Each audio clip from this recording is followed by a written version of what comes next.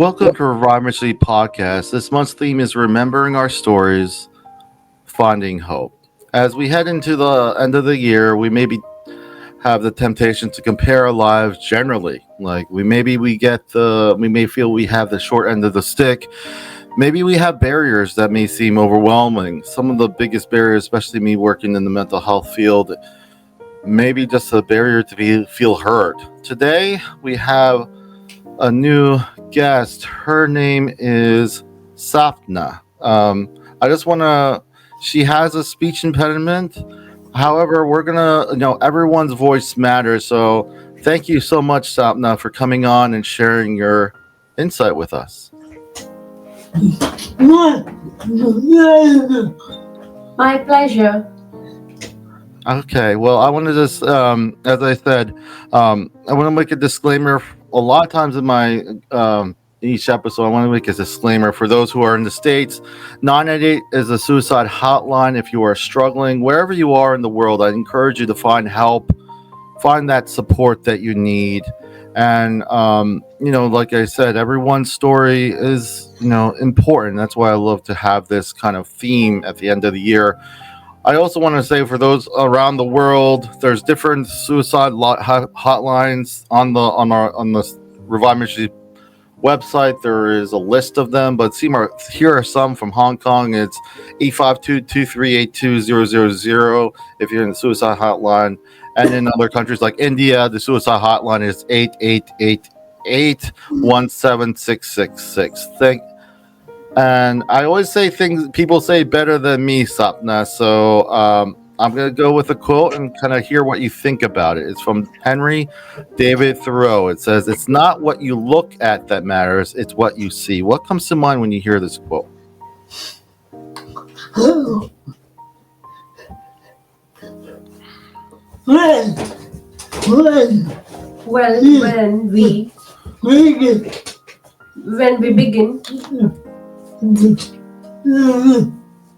when we begin to see,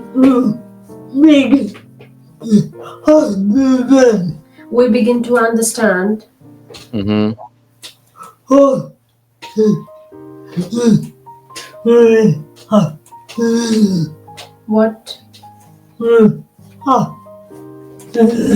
What we are seeing.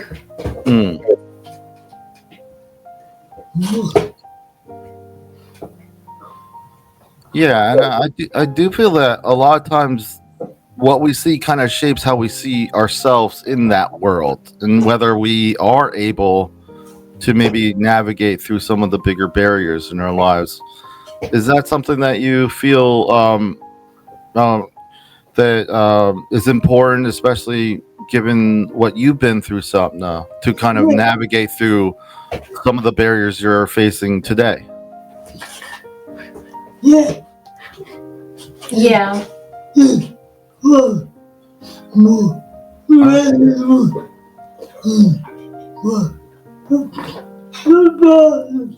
It was more relevant in my past.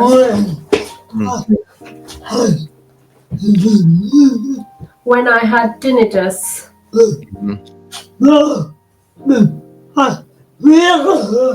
But now that I recovered,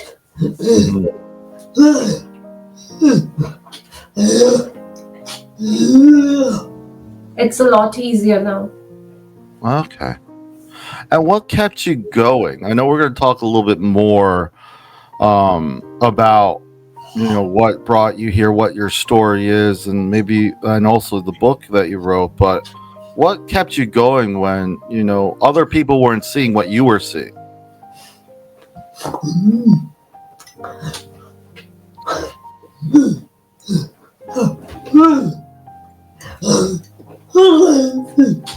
That is a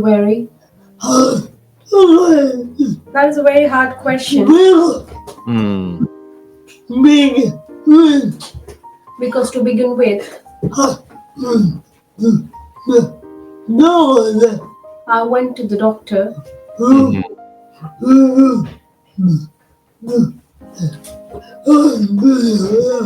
Who referred me to an audiologist.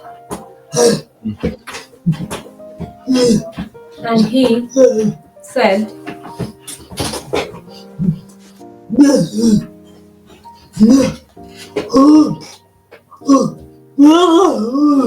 And he said there's no hope of recovery. Mm.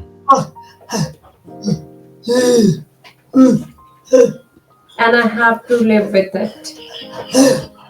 That must have been very hard for you, Sapna, to hear.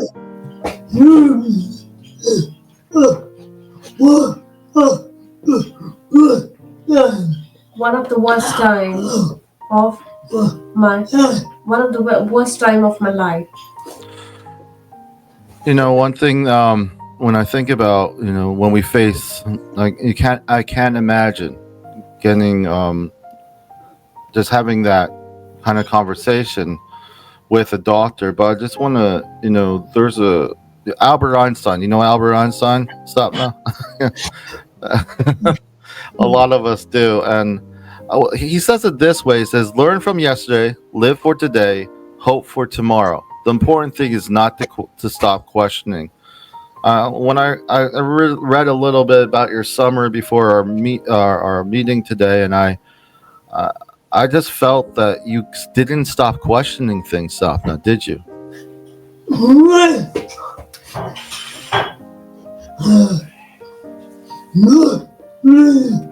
Not really.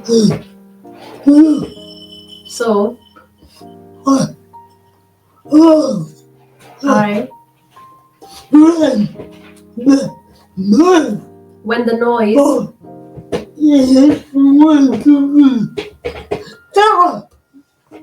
the noise were loud,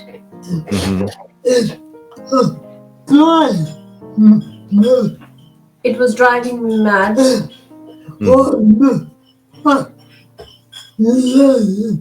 And one thing I realized, and one day I decided to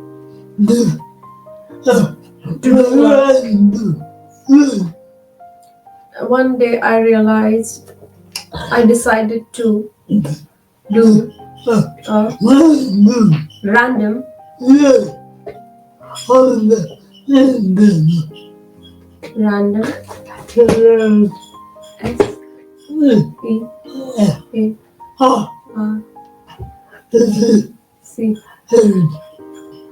One day I decided to do a random search on the internet.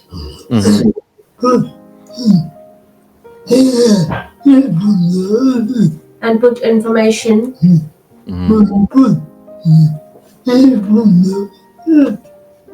and I got the information on hypnosis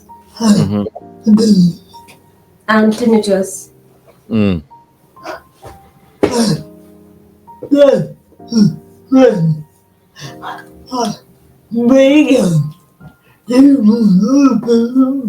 And that is when I began hypnotherapy.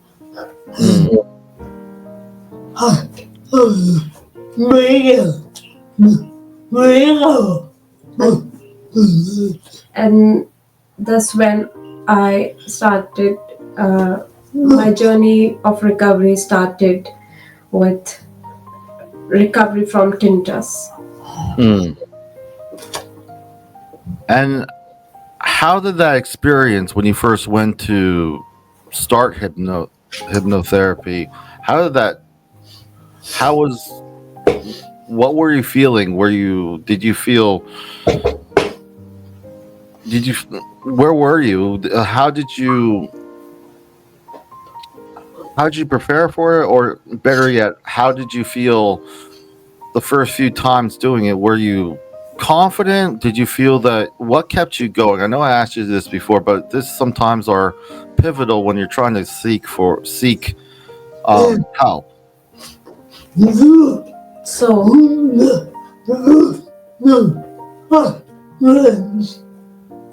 the first time when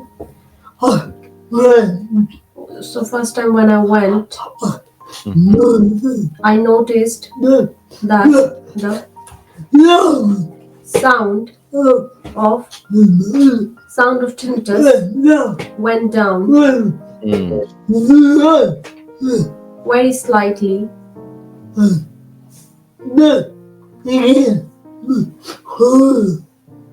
and that gave me hope. Mm. There's a quote that I put in the outline, but I think it really speaks to what I'm hearing part of your story. And after I share this quote, I'm going to give you the opportunity to share your story. Basically, the floor is yours. But I want to share this quote and hear what you think about it. It's from Al Siebert. No, Siebert. He says, "Resiliency is something you do more than something you have. You become highly resilient by continuously learning your best way of being yourself in your circumstances." Is there anything that speaks to you about this quote before we start getting into where you are today and what brought you here?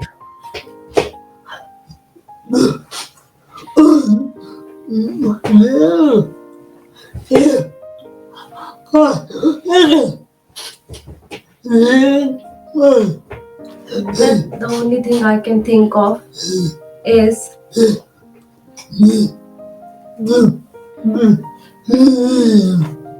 you need to be resilient to recover from tinnitus. Mm, mm.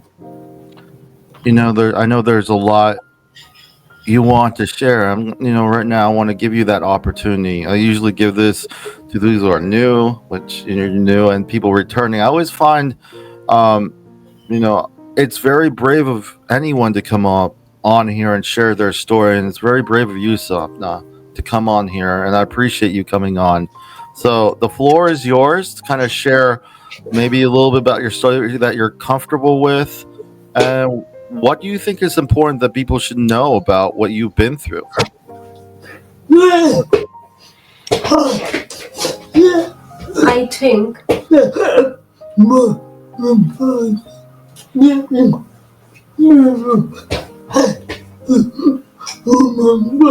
I think the most important thing that people have to remember,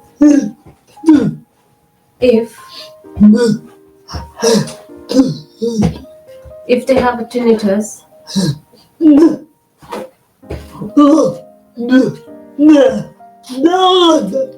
and they can't, and they go to their doctor,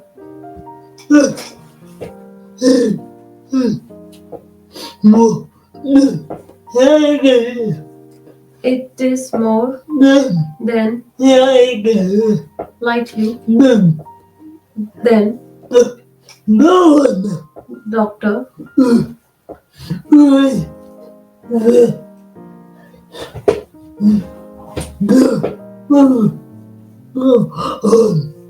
okay, so doctor will say, don't worry, go home.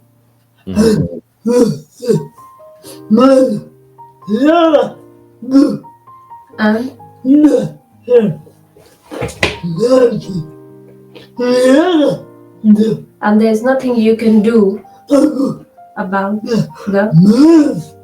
there's nothing that you can do about the noise.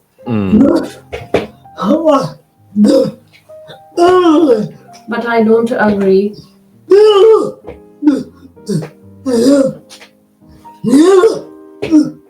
Because there's a lot you can do. But the problem is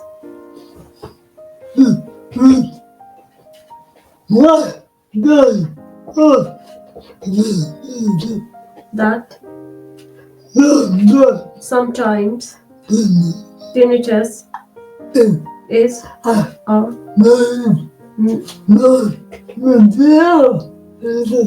not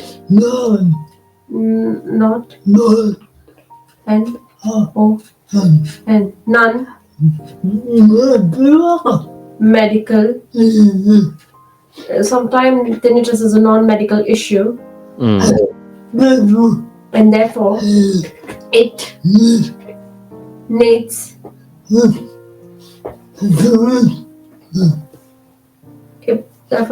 treatment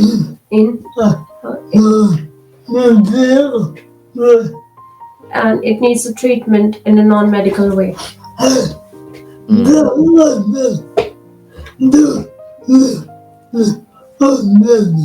and doctors don't seem to understand. Mm. You wrote a book, The Returning Silence, right? Is that correct? Yeah. Can you tell me about what prompted you and a little bit um, why do you felt it was so important for you to share your story?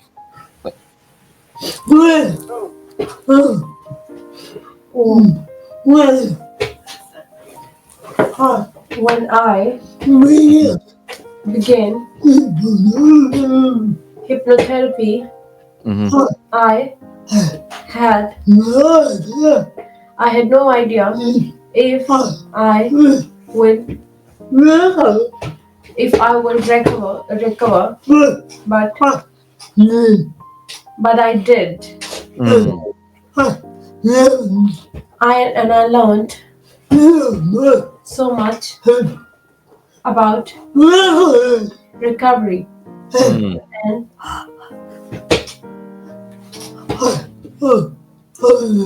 and I was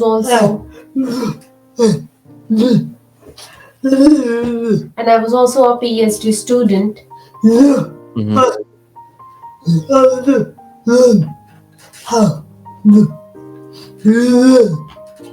and I also learned how to research.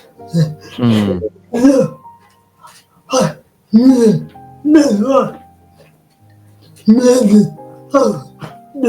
So I knew there was nothing out there Mm. for tinnitus, and recovery.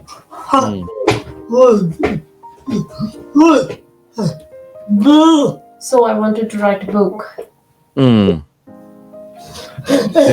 and here is a copy of that. Mm. Okay. I asked that just to give you an opportunity to share a little bit more, but I just know whenever there's something, especially I'll just speak from my perspective when I was going through my mental health issues, and the thing is, whatever I learned, wherever, now that I work in the field, I want to share that hope. And, you kind of want to share that hope for people who are struggling just like you, correct? Yes. So I appreciate and I thank you for sharing, this. And also, for those who are listening, I do. If you want to find out more about the book, it'll be in the notes, so you can check out what's about the returning silence and what's. Can you just kind of share with us what made you come up with the name Returning Silence? I could guess, but I want to hear it from you. Why do you call it the Returning Silence?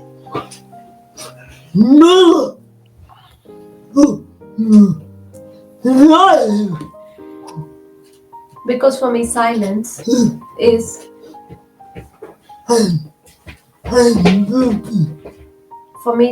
is an entity that was missing, Mm. and recovery of what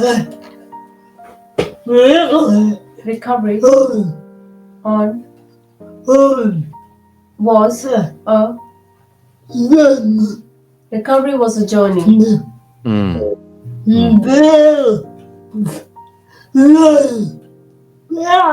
And recovery was a journey to take silence back. Mm. Your story is inspiring. I think of Helen Keller, who says, although the world is full of suffering, there's also full of overcoming of it.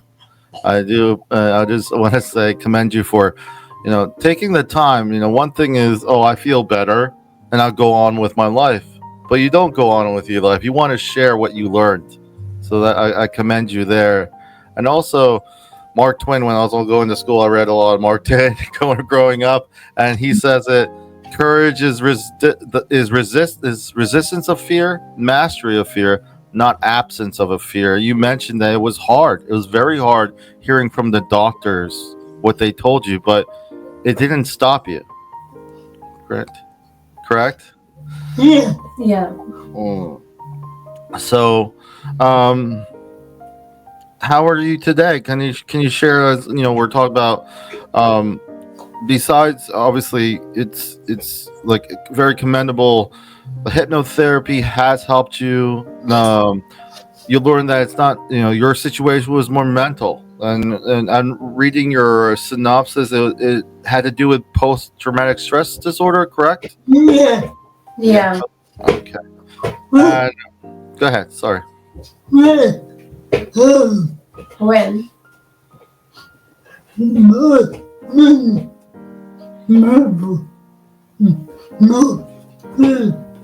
Not many people noticed. Not many people know this, but having a having having a disability can be a trigger for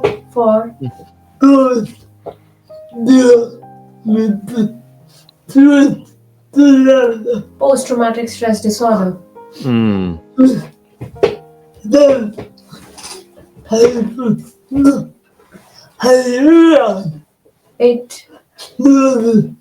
It's nothing. It doesn't help happen. It doesn't happen to everyone. Mm. But in my case, I had some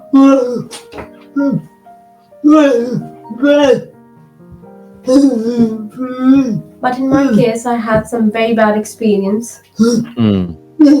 in school Mm. with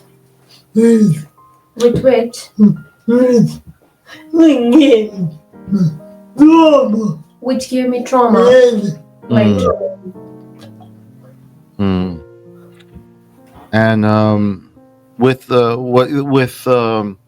hypnotherapy, and with the direction that you made, I would say a lot of times we have to personalize our care. We have our own context, so it may not work for everyone, but it's important to remember who you are and what your story is, so you can best find maybe the appropriate level of care that you need. Is that another way of saying it?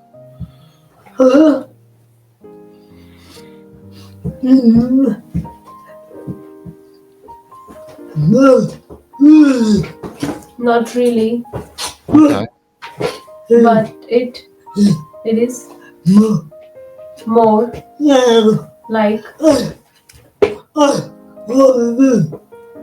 like I wanted was not allowed. I see. I was not allowed to be me. I see.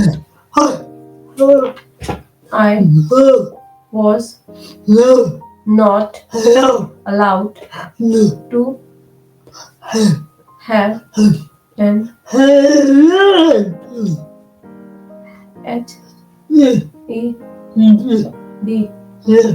HEDU education. I was not allowed to have education like other children, because I went to a special school. I see. I see. There's, I want to mention, again, I appreciate, and your story is inspiring, because, we are limited to our own context. People who don't have a disability, or disabilities that may interfere with communication, or you're a person who's in a special setting when it comes to education. A lot of times, if you're not in it, you don't understand that the barriers that people put up when it comes to access of education and that nature. Yeah. So, I want to say, what inspired me when I was listening to what you were sharing, and I do appreciate that not only your story that's transparent, but that I feel that it just feels um how you can say, just very authentic. And I just want to, again, and I'm not saying this without just saying I really do. I appreciate all my guests, but I want to say I appreciate you coming on and sharing this. We're not finished yet, but I want to share this from Viktor Frankl. He says the last human freedom is one's ability to choose one's attitude in any given set of circumstances. So, despite them saying you're not allowed to have education, it didn't seem like it stopped you. Re-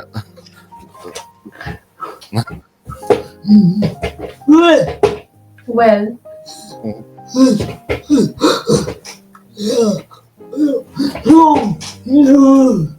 it is a long story, Hmm. but I I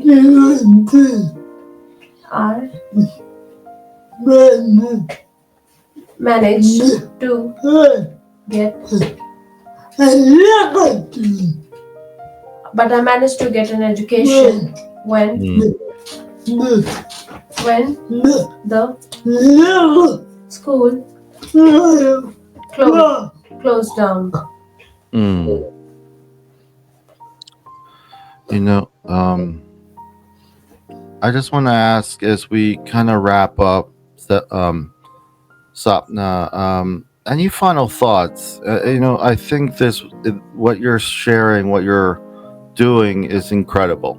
And for me, a lot of times people think of strength as, exterior, but it just shows in your character that you have a lot of strength.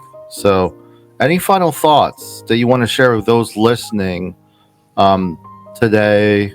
What would you want them to know or hear, or what would you like to say? Re-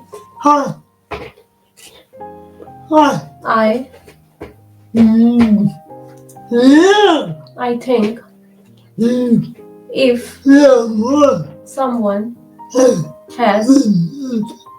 someone has tinnitus,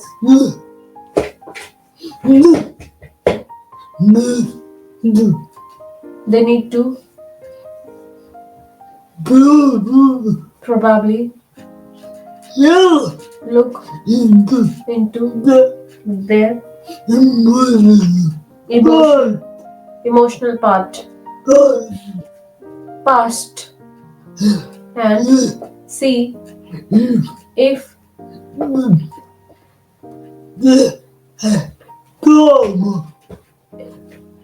they have, and look for if they have trauma connected with that, and if they do, and if they do, they need to work through the trauma to recover from it. But it is not easy.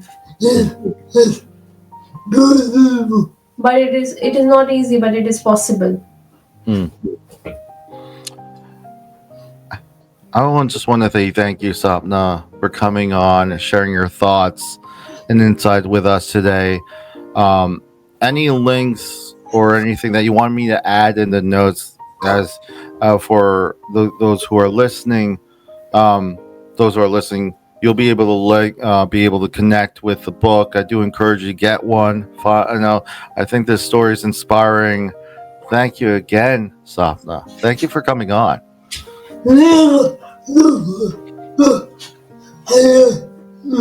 Thank you so much for having me. I really enjoyed talking to you.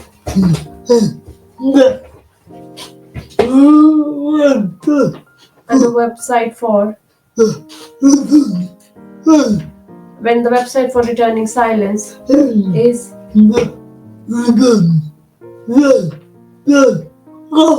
and the website for Returning Silence is thereturningsilence.com. Okay. And those who are listening, it'll be clickable underneath. I encourage you again to check that out. I just wanted to tell those who are listening to stay updated with Revive Ministries through the various platforms. Again, thank you, Sapna, for coming on, taking your time all the way from, is it London? You're from London, is that correct? London, UK, yes. Yeah, okay. Thank you for coming on across the pond, as we would say. Yeah. Coming on, leaving with this Chinese proverb, actually. It says, a bird does not sing because it has an answer. It sings because it has a song.